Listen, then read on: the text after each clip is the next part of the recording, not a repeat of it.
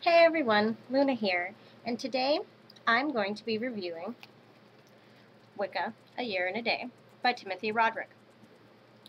Now, I'm not quite sure why I didn't do this one first, considering I've been using it, but I think I wanted to wait until I was completely done with it. I am not done. I'm somewhere, I don't even know anymore. There's so many little tabs here, I'd have to open it and find out. But so far, so good. I've really enjoyed this book. I don't have many bad things to say about it, and even then, it's not serious bad stuff to say about it. Like I said, it's called Wicca, A Year and a Day by Timothy Roderick. It's 366 days of spiritual practice in the craft of the wise. Now, a little bit pros and cons. Pros of the book is that it really is 366 activities to do and study. If you do it right, you literally do your year and a day. So the great thing about it is that it's not in seasonal order. So all of the Sabbats and everything are completely in order. You learn about the Sabbats in order of the season, but it's not in seasonal order per se as you start on this day.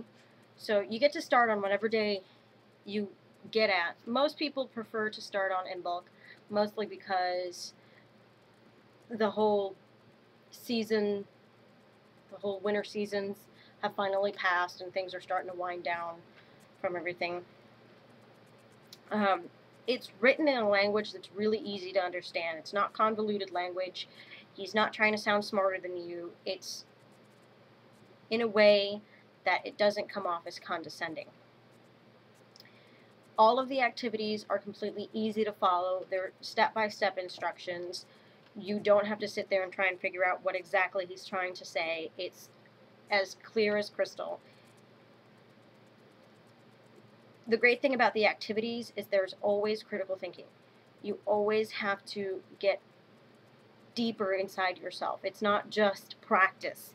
It's why am I doing this? How do I feel about this? It's a lot. It goes more into depth of it's your path. What does it do for you? It's not just, well, here's a bunch of fun stuff to do. Do it without much thought. And it's semi-in-depth teaching. I mean, it's got really good information that I didn't even know, and I've been in the craft for like 10 years. There's been some new things popping up here and there.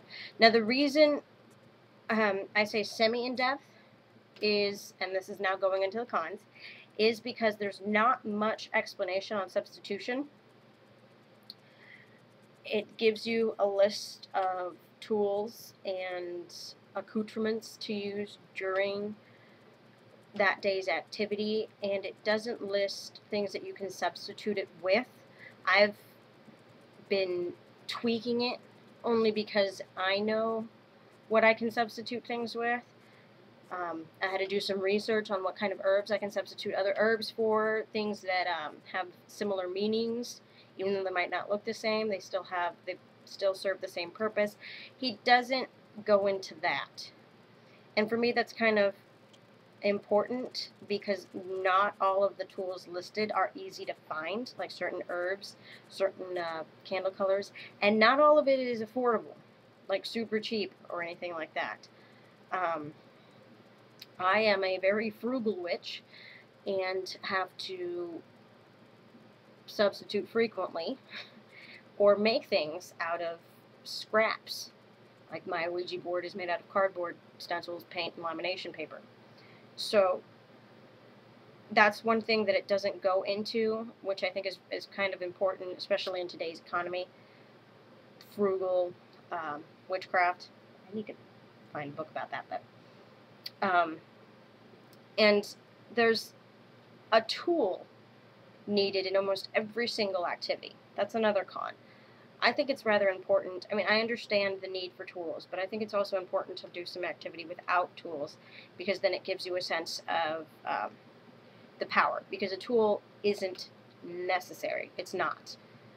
you can do a complete ritual without anything but yourself in the dark. So that's one thing that I didn't like.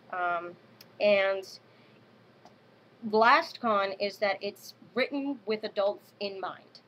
It's not written for a teenager, or it's not written for anything younger than a teenager. You have to be, I would recommend this book personally, at a personal level, to people who are about 16, 17, and older. Young adults and up. It's written with adults in mind, and that's one thing that kind of, there are young pagans out there who would like to practice wholeheartedly. You know, a lot of Wiccans to be who would like to practice wholeheartedly. If I had come across this book when I was 14 years old, some of these things would make me feel a little uncomfortable because I wasn't mature enough to accept it. So that's just one thing that needs to go out there. And it's not really a con, unless, well, you're under the age of 16. But it's written with adults in mind. Anyway, I highly recommend this book if you are thinking of redoing your year in a day, or if you've never done a year in a day and would like to do a year in a day. It's a great add to the library. And you guys have a great night and brightest blessings.